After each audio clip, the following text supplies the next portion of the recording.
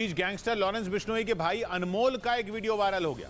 अनमोल बिश्नोई गायक सिद्धू मूसेवाला हत्याकांड के बाद से ही फरार है, लेकिन दावा है कि पंजाबी गायक करण औजला की एक पार्टी में उसके दिखते ही सुरक्षा एजेंसियों के कान खड़े हो गए।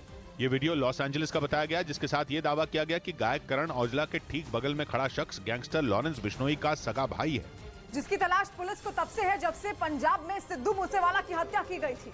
हालांकि पहले उसके केन्या में छिपे होने की खबर पुलिस को मिली थी, लेकिन वो वहां से फरार हो गया था और अब उसके लॉस एंजलिस में होने की खबर सामने आई। हालांकि करण औजला ने लॉरेंस के भाई से जान पहचान होने के आरोप को नकार दिया।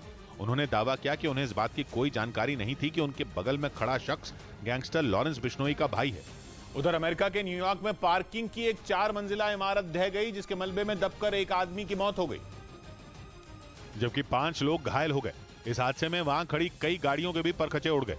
वहीं सूचना मिलने पर पहुंचे दमकल विभाग के कर्मचारियों ने इमारत में फंसे हुए लोगों का रेस्क्यू कर उन्हें बाहर निकाला, जिसके बाद घायलों को इलाज के लिए अस्पताल भेज दिया गया। इस बीच जापान की एक एयरलाइन कंपनी ने $10,000 यानी करीब 8 लाख भारतीय रुपयों की टिकट को महज $300 यानी केवल 24,000 रुपयों में बेच दिया। अलग अलग देशों की करेंसी को बदलने वाले सॉफ्टवेयर में खराबी आने की वजह से ऐसा हुआ, जिसका फायदा उठाकर सैकड़ों लोगों ने जापान की ऑल निप्पॉन एयरवेज के बिजनेस क्लास की टिकट बुक करा दी।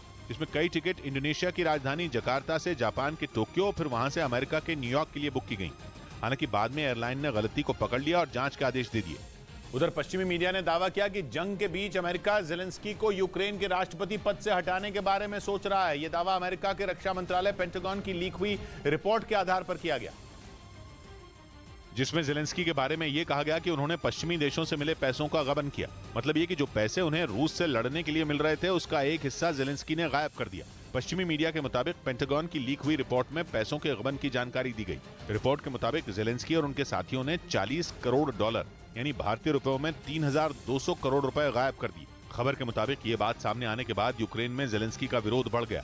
यूक्रेन के लोगों को लगने लगा कि ज़ेलेंस्की ने जंग के बीच उनके साथ धोखा किया और इसी वजह से माना जा रहा है कि अमेरिका भी उन्हें हटाने पर विचार कर रहा है, क्योंकि कहा जा रहा है कि अमेरिका भी ज़ेलेंस्की से बुरी तरह परेशान हो चुका है। हालांकि उसने अब तक जंग में खुलकर ज़ेलेंस्की का साथ दिया।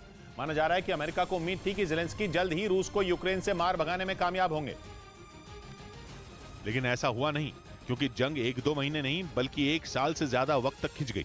रूस ने ज़ेलेंस्की के सहारे चले गए अमेरिका के हर दांव का तगड़ा जवाब दिया। रूस की सेना के सामने ज़ेलेंस्की की कोई भी रणनीति पूरी तरह सफल नहीं दिखी।